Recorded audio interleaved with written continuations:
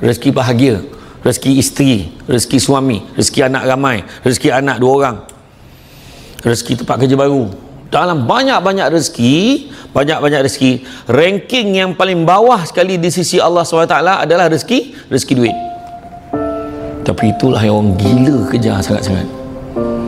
Senang je, duit banyak, dalam bank ada 10 juta, dalam bank ada 10 juta tau, rumah besar, kereta banyak, tapi ada penyakit, no point.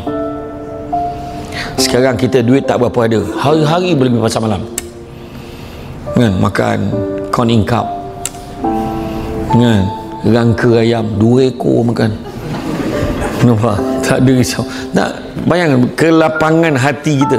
Siapa yang umur 40 tahun ke atas, termasuk saya, 40, 60 termasuk, yang 60 termasuk, angkat tangan 40 ke orang ke atas, angkat tangan. Okey, siapa ke tu kan? Siapa yang masuk je usia 40 tahun, matlamat dia satu je dalam hati, satu je matlamat dalam hati, nak tenang.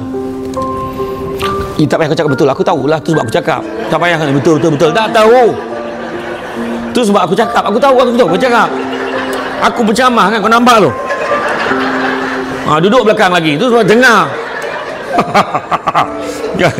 Betul sebenarnya, duit banyak, duit sikit, janji tenang.